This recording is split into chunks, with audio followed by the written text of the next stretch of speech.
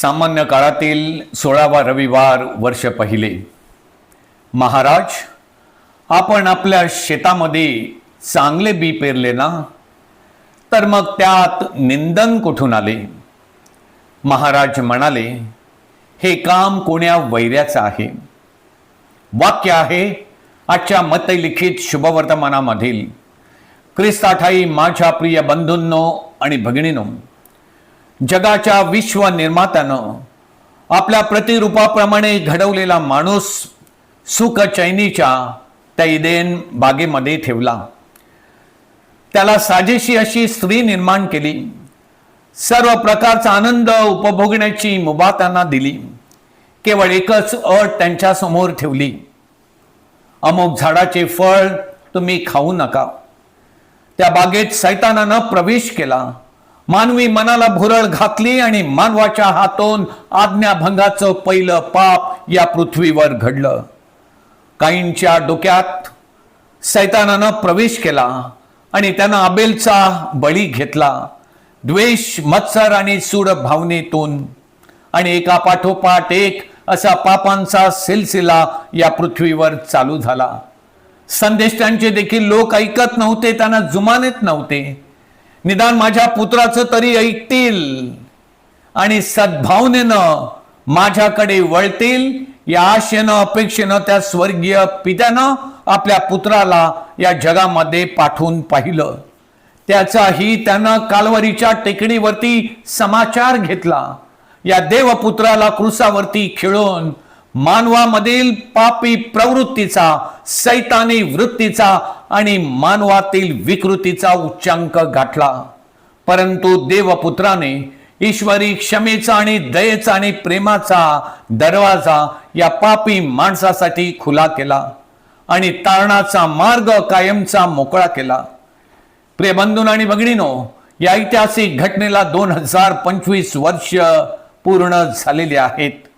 या 2025 वर्षानंतर पृथ्वीवर मानवाचे हे वाईट कारनामे, ही त्याची दुष्कर्म संपूर्णतः थांबलेली आहेत का?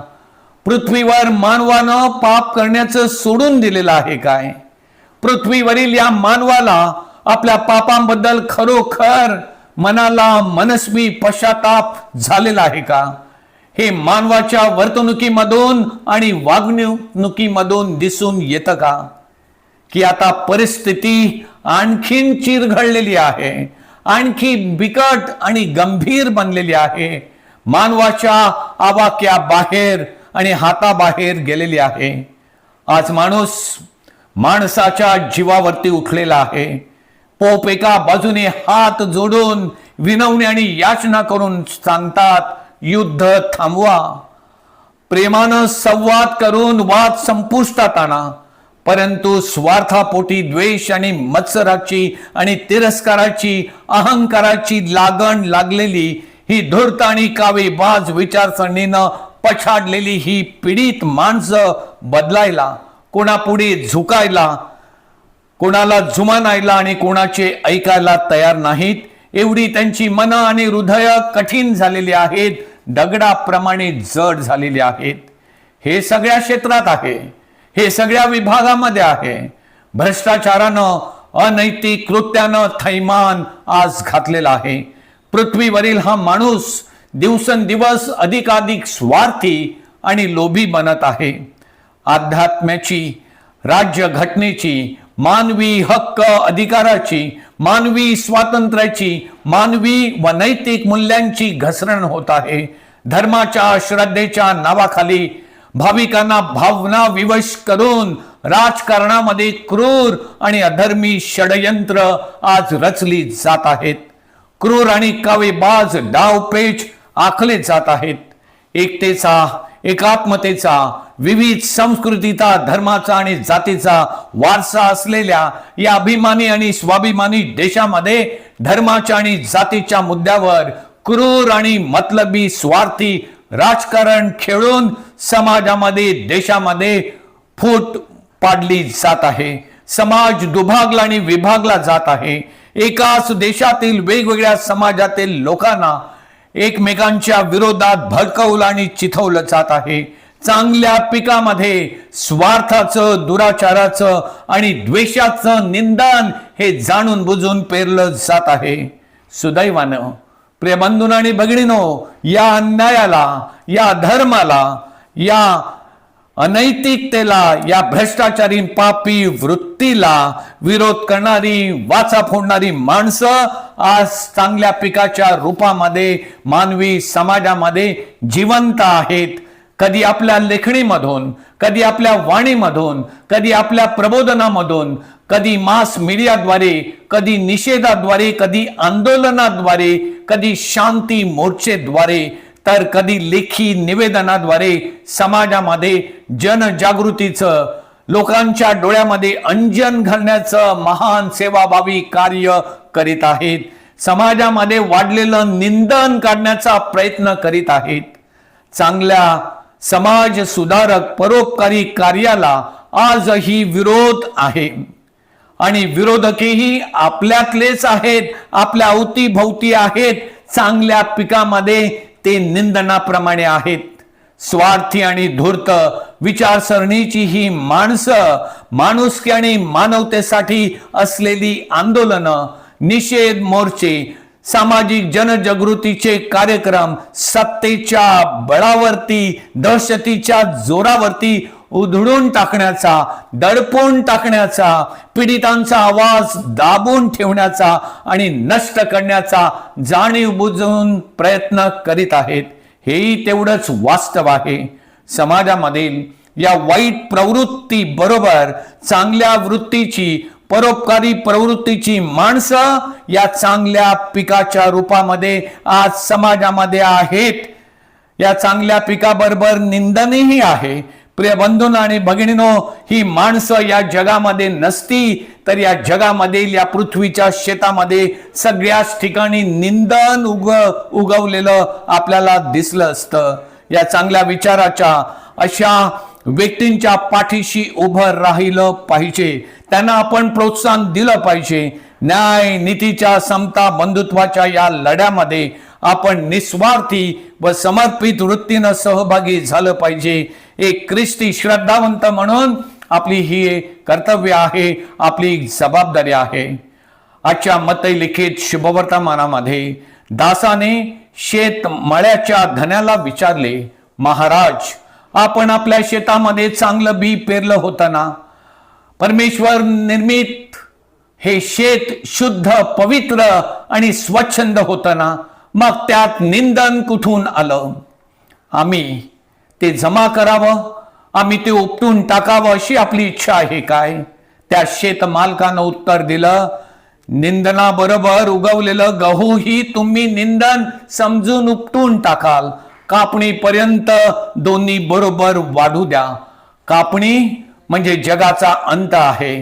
कापणी म्हणजे न्याय निवाडाचा दिवस आहे आणि त्या वेळेला ज्या वैर्यानं ते पेरलेलं आहे, त्या उगवलेल्या, वाढलेल्या त्या निंदनाचा समाचार परमेश्वर नक्कीच घेईल. ज्यांच्या त्यांच्या योग्यतेप्रमाणे आणि कर्माप्रमाणे त्यांना सार्वकालिक जीवनामध्ये प्रवेश देता येईल. निंदनाप्रमाणे जीवन जगणाऱ्यांच्या मुचक्या बांधून नरकाग्नीमध्ये टाकण्यात येतील. बंधूंनो आणि भगिनींनो, प्रतिकात्मकरित्या हा दाखला प्रभू येशू ख्रिस्तानं आपल्या समोर ठेवलेला आहे. चांगल्या पिकामध्ये निंदन पेरणारी मानवी वृत्ती आजही समाजामध्ये वास करीत आहे. आपल्या स्वतःच्या मनी, आपल्या स्वतःच्या हृदयी लोभाचं, मोहाचं, अनैतिकतेचं, स्वार्थाचं, जागतिक प्रलोभनाचं, सुखचैनीचं, ऐशारामी जीवनाचं, अश्लील अशा वेबसाईटचं, मोबाईलचं अडिक्शन, खोटेपणाचं, भ्रष्टाचाराचं निंदन प्रिय बंधूंनो आणि भगिनींनो आपण देखील आपल्या जीवनामध्ये पोचलेलं आहे. आपण आपल्या जीवनामध्ये निंदन वाढवलेलं आहे. त्याची जाणीव आपल्याला असली पाहिजे. आपण या गोष्टीला प्रिय बंधूंनो आणि भगिनींनो आळा घातला पाहिजे. निंदन झपाट्यानं हे वाटतंय. प्रिय बंधूंनो आणि भगिनींनो, एक ख्रिस्ती श्रद्धावंत म्हणून प्रभूच्या इच्छा प्रमाण मानून त्याच्या आज्ञेचं आणि शिकवणुकीचं पालन करून समाजामधील या दुराचारी, या हानिकारक निंदनाबरोबर आपणास राहायचं आहे. त्यांच्या सोबत आपल्याला जगायचं आहे. पिकाबरोबर निंदनही वाढत आहे. हे आपणासाठी फार मोठं आव्हान आहे. सत्य, अहिंसा, न्याय, नीती आणि समता, बंधुतेच्या जीवनाचा अवलंब करून आपल्या सभोवताली उगवलेलं आणि रुजलेलं समाजाची, मानवी जीवनाची नासधूस करणाऱ्या, विल्हेवाट लावणाऱ्या या वाईट प्रवृत्तीचा, या हानिकारक निंदनाचा सामना बिमोड आपण सर्वांनी एकत्र मिळून करायचा आहे.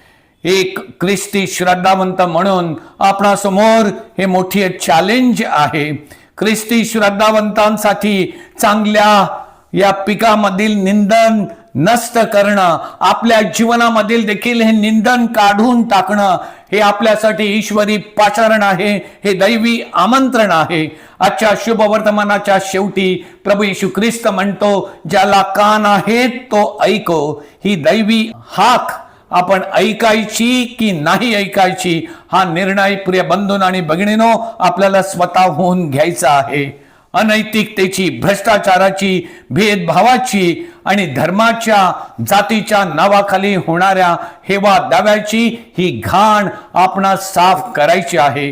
हे निंदन आपण सर्वांनी एकवटून उपटून काढायचं आहे. मुळासकट ते नष्ट करायचं आहे. दुसरे वाईट करतात, दुसरे वाईट वागतात, इतर करतात म्हणून नाईलाजास्तव मलाही करावं लागतं, अशा बोलण्यानं, अशा वागण्यानं आपण दुष्कर्माचं समर्थन करू शकत नाही. जीवनामध्ये पुढं जायचं असेल तर अशा प्रकारची अफरातफर इच्छा नसताना सुद्धा करावी लागते, असं बोलून, असं सांगून प्रिय बंधूंनो आणि भगिनींनो चालणार नाही. ही पळवाट आहे. ही ख्रिस्ती श्रद्धेचा आणि प्रभू येशू ख्रिस्ताचा हा अपमान आहे. परमेश्वराच्या इच्छेविरुद्ध निवडलेला तो चुकीचा मार्ग आहे. ख्रिस्ती श्रद्धावंताला तो शोभत नाही आणि ख्रिस्ताला आणि ख्रिस्त सभेला तो काळिमा आहे. समाजामध्ये सत्याला, न्यायाला आणि नीतीला कवटाळून अन्यायाविरुद्ध, भ्रष्टाचाराविरुद्ध, पापांच्या निंदनात जे चांगलं पीक म्हणून प्रिय बंधूंनो आणि भगिनींनो उभं राहणं, हे पाहिजे तेवढं सोपं नाही, हे खरं आहे. परंतु ते अशक्य मुळीच मात्र नाही, हे वास्तव आहे. आजच्या या आधुनिक जगामध्ये सत्यासाठी, न्यायासाठी, मानवी हक्क अधिकारासाठी आपलं सर्वस्व समर्पित करणारी माणसं चांगल्या पिकाच्या रूपामध्ये आपल्या सोबत आहेत.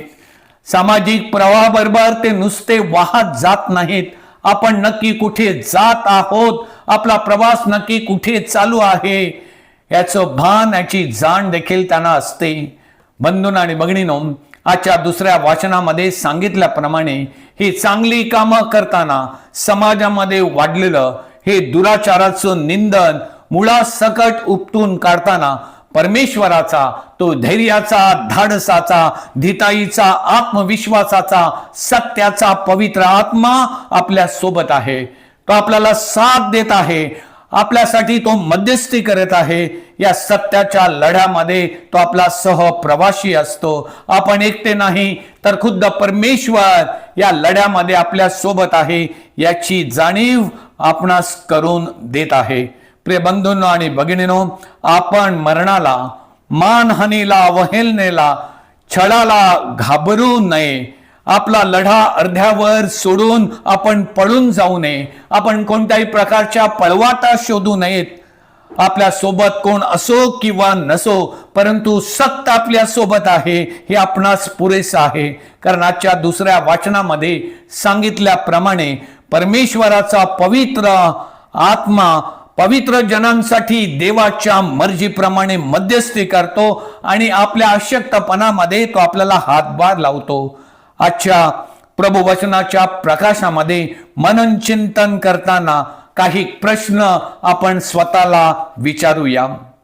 परमेश्वराच्या या ईश्वरी मळ्यामध्ये माझ्या विचारांद्वारे, माझ्या वागण्याद्वारे, माझ्या कृतीद्वारे, माझ्या बंधू भगिनीच्या सुखी जीवनामध्ये मी निंदन पेरण्याचं काम करत नाही ना? मी परमेश्वराचा वैरी बनलेलो नाही ना? ईश्वराच्या या मळ्यामध्ये, प्रभूच्या या शेतामध्ये मी चांगल्या पिकाप्रमाणे आहे की निंदनाप्रमाणे आहे? चांगल्या पिकाची मी नासधूस करीत नाही ना? माझ्या जीवनामध्ये उगवलेलं निंदन मी वेळोवेळी प्रायश्चित्त साक्रामेंटाद्वारे स्वच्छ करतो ना? समाजामध्ये चांगल्या गोष्टीबरोबर वाईट गोष्टी आहेत.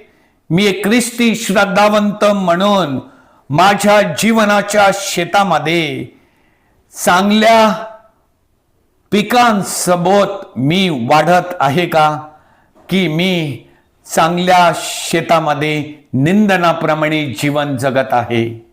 आमीन.